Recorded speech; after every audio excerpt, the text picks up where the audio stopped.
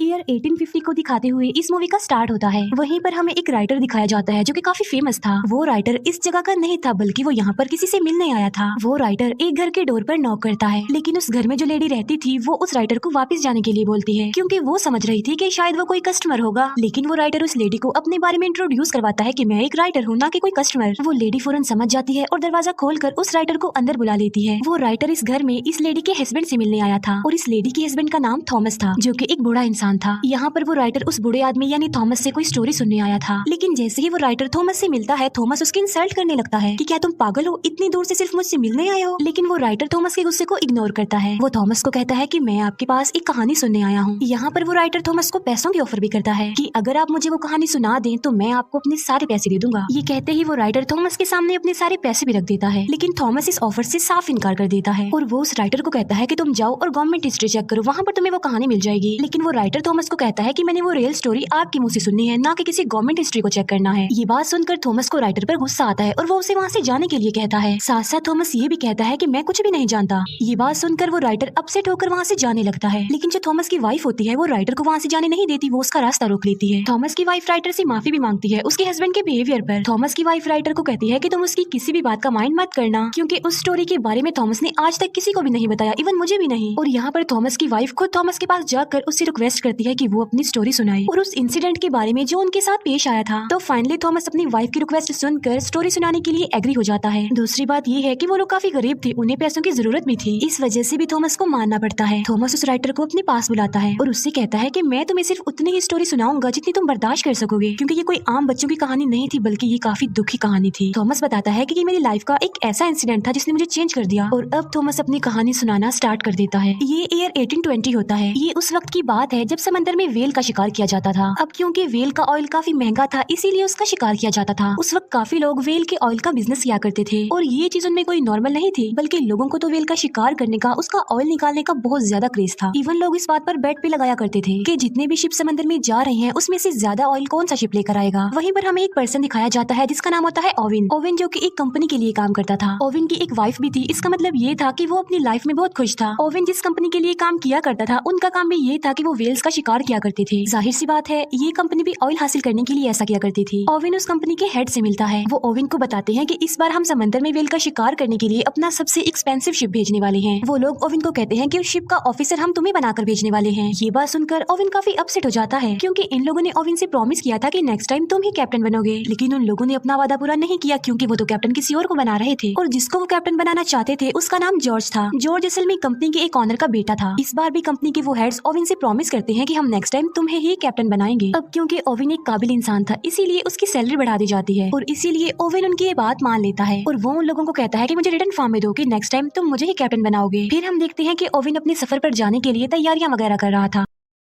Oven की wife उसके जाने पर ज्यादा खुश नहीं थी। वो ओवेन को कहती है कि तुम मुझसे प्रॉमिस करो कि तुम सही सलामत जल्द से जल्द वापस आओगे। ओवेन की वाइफ उसे एक लॉकेट भी पहना देती है ताकि ओवेन को उसका ये प्रॉमिस याद रहे। इसके बाद हमें वही लड़का जॉर्ज दिखाया जाता है जो कि कैप्टन था। वहीं पर जॉर्ज का फादर भी था। जॉर्ज का फादर उसे कहता है कि बेटा जाओ और कामयाब होकर ही वापस आना। फिर वो सब लोग जिन्होंने शिकार पर जाना था वो एक जगह पर आकर इकट्ठा हो जाते हैं। उन लोगों को भेजने के लिए वहाँ पर सिटी के काफी लोग भी आए होते हैं। वहीं पर हमें एक यंग लड़का दिखाया जाता है जिसका नाम होता है थॉमस। जी हाँ बिल्कुल, ये वही यंग थॉमस है जो हमें स्टोरी सुना रहा है, जो कि अब बूढ़ा हो गया है। थॉमस जो कि शिकार के लिए फर्स्ट टाइम जा रहा था समंदर में। उसी शिप पर ओवेन का बचपन का फ्रेंड भी था और उसके बाकी फ्रेंड्स भी थे और साथी थे। इसके बाद ओवेन और कैप्टन जॉर्ज एक दूसरे से मिलते हैं और बस यहीं से उन दोनों की नोकझोंक शुरू हो जाती है, क्योंकि जॉर्ज अपने कैप्टन होने का रोब ओवेन पर जमा रहा था, लेकिन ओवेन तो कुछ भी नहीं कर सकता था क्योंकि जॉर्ज कैप्टन था और उसे उसके अंडर ही काम करना था। फिर ये लोग अपने सफर पर चल पड़ते हैं और थोड़ी ही दूर जाते ही शिप में खराबी हो जाती है। ऐसा फील हो रहा था कि जैसे शिप एक जगह पर फंस गया हो, लेकिन यहाँ पर ओवेन अपने स्किल्स का इस्तेमाल करके उस डिफिकल्ट कंडीशन को टैकल करता है बहुत अच्छे से। अब जाहिर सी बात है ओवेन ऐसा इसलिए कर पाया क्योंकि वो बहुत ज्यादा एक्सपीरियंस था, लेकिन जो कैप्टन जॉर्ज था वो ऐसा बिल्कुल भी नहीं था। मतलब ये कि उसमें कोई भी ऐसी स्किल्स, ऐसी एबिलिटीज नहीं थी। इसीलिए जब वो ओवेन की एबिलिटीज, ये स्किल्स देखता है तो वो जेलस हो जाता है ओवेन से और इस बात का बदला वो रात को डिनर पर ओवेन से लेता है। जॉर्ज ओवेन की काफी इंसल्ट करता है कि तुम गरीब हो और सिर्फ एक फार्मर के बेटे हो। अब क्योंकि ओवेन से ये इंसल्ट बर्दाश्त नहीं हो रही थी और वो कुछ कर भी नहीं सकता था, इसीलिए वो वहाँ से उठकर चला जाता है और अपने साथियों को कहता है कि हमने कल सुबह जल्दी उठना है। उस शिप पर हम ये बात नोटिस करते हैं कि गरीब लोगों को ज्यादा इंपॉर्टेंस नहीं दी जाती थी, बल्कि उन्हें हमेशा छोटा ही समझा जाता था। नेक्स्ट डे जॉर्ज फिर से ओवेन को ऑर्डर लगाने लगता है। अब ना चाहते हुए भी ओवेन को जॉर्ज का ऑर्डर मानना ही पड़ता था, लेकिन फिर तभी ओवेन का ध्यान एक समुद्री तूफान पर जाता है। वो ये बात जॉर्ज से शेयर करता है कि आगे समुद्री तूफान है, हमारे लिए खतरा है, इसीलिए हमें शिप को वापस मोड़ लेना चाहिए। लेकिन जॉर्ज ओवेन की ये बात नहीं मानता और शिप को तूफान में ही ले जाने का ऑर्डर दे देता है। और जब वो लोग तूफान में एंटर करते हैं तो वो लोग वहाँ पर फंस जाते हैं। तूफान में भी ओवेन चिल्ला रहा होता है कि शिप को वापस मोड़ लिया जाए जल्दी से, लेकिन जॉर्ज अभी तक अपनी जिद पर ही अड़ा हुआ था और वो शिप को और ज्यादा तूफान के अंदर ले जाता है। ऐसा करने से उनके लिए काफी खतरा था, उनकी जान का खतरा, शिप डूबने का खतरा, लेकिन किसी तरह करके वो तूफान से बाहर आ जाते हैं। इसके बाद जॉर्ज ओवेन को कहता है कि तुम सबके सामने मुझसे सॉरी बोलोगे और हम इस शिप को वापस अपने आइलैंड पर लेकर जाएंगे। इसका मतलब ये है कि हम वेल का शिकार किए बगैर ही यहाँ से वापस चले जाएंगे। लेकिन यहाँ पर ओवेन जॉर्ज को काफी समझाने की कोशिश करता है कि देखो, सिचुएशन को समझने की कोशिश करो, हम वापस खाली हाथ नहीं जा सकते क्योंकि ये बहुत सारे लोगों की जिंदगियों का सवाल है। वो लोग हमारा इंतजार कर रहे हैं कि हम तेल लेकर ही वापस लौटेंगे। और यहाँ पर ओवेन जॉर्ज को राजी कर लेता है, इसीलिए वो लोग वापस जाने की बजाय अपने सफर के लिए आगे बढ़ते हैं। इसके बाद हमें डायरेक्ट 3 महीने बाद का सीन दिखाया जाता है और वो लोग एक ऐसी जगह पर पहुंच जाते हैं जहाँ पर उन्हें बहुत सारी वेल्स मिल जाती हैं। वो लोग वेल्स का शिकार करने के लिए अपनी बोट पर ही निकल जाते हैं। तभी ओवेन एक वेल पर अटैक कर देता है और वो वेल पहले तो बचने की काफी कोशिश करती है, लेकिन फिर वो मर जाती है। बाद में वो लोग उस वेल को शिप पर ले आते हैं और वो लोग उसका तेल निकालने लग गए। उन लोगों ने अब वेल के अंदर भी तो किसी को भेजना ही था। अब क्योंकि थॉमस साइज में काफी छोटा था, इसीलिए ओवेन वेल के अंदर थॉमस को भेजता है। फिर शिकार किए उन्हें काफी दिन गुजर जाते हैं, लेकिन अब उन्हें कोई भी शिकार नहीं मिल रहा था। और मुसीबत की बात तो ये थी कि उनके खाने का सामान भी खत्म हो रहा था। अब क्योंकि वो लोग ज्यादा आगे तक नहीं गए थे, इसीलिए वो बीच में एक आइलैंड पर रुक जाते हैं। वहीं पर वो लोग एक कैप्टन से मिलते हैं और वो भी वेल के शिकार के लिए ही वहाँ पर आया था। वो सब लोग उस आदमी से मिलते हैं और वो उन लोगों को अपने शिकार की आखिरी कहानी सुनाता है।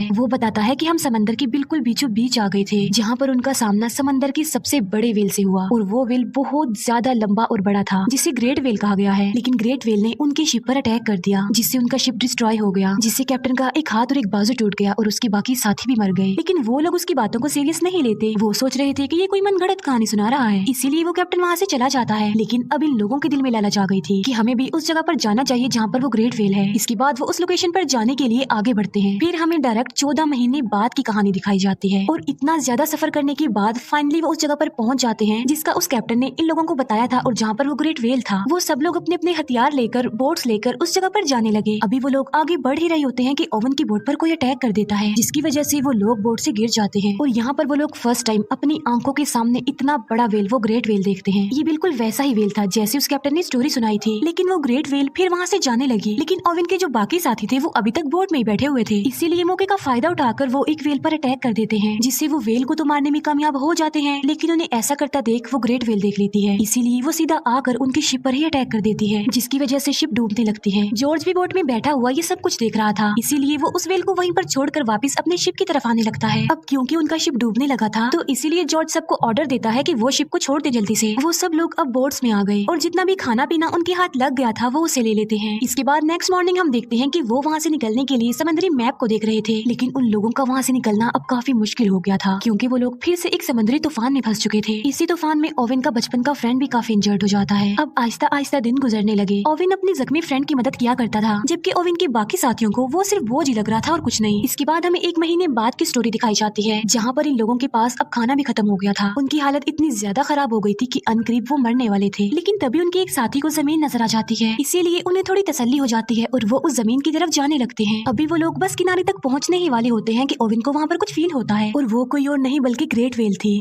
जो कि उन सारी बोट से टकरा जाती है और उनकी बोट्स टूट जाती हैं। तब वो लोग समंदर की लहरों के साथ किनारे तक पहुंच जाते हैं और अब उन लोगों की हालत किसी जानवर से कम तो नहीं थी, यानी आइलैंड पर आकर उन्हें जो कुछ भी मिलता जा रहा था वो उसे ही खा रहे थे जिंदा रहने के लिए। फिर जॉर्ज अपने साथियों को आग जलाने के लिए बोलता है, जिससे होगा ये कि अगर समंदर में कोई शिप होगा तो वो उन लोगों को देख लेगा और उन्हें वहाँ से ले जाएगा। जहाँ पर वो लोग रह रहे थे वो एक बंजर आइलैंड था, वहाँ पर कोई आबादी नहीं थी। फिर एक दिन खाने की तलाश में उन्हें उस आइलैंड पर एक केव मिल जाती है, जिसके अंदर बहुत सारे लोगों के स्केलेटन्स पड़े हुए थे। इसका मतलब ये है कि वहाँ पर पहले भी लोग आकर फंस चुके थे, लेकिन उनकी हेल्प के लिए कोई नहीं आया। इसीलिए वो लोग सोच रहे थे कि वो भी एक दिन उन्हीं लोगों की तरह मर जाएंगे। फिर वो लोग वहाँ से निकलने का फैसला करते हैं और अपने टूटी हुई बोट्स को रिपेयर करने लगते हैं। उनमें से कुछ लोग आइलैंड पर रहने का ही डिसाइड करते हैं और उन लोगों में ओवेन का बचपन का फ्रेंड भी शामिल था। लेकिन जाते जाते ओवेन अपने फ्रेंड से प्रॉमिस करके जाता है कि मैं तुम्हारे लिए हेल्प जरूर लेकर आऊंगा।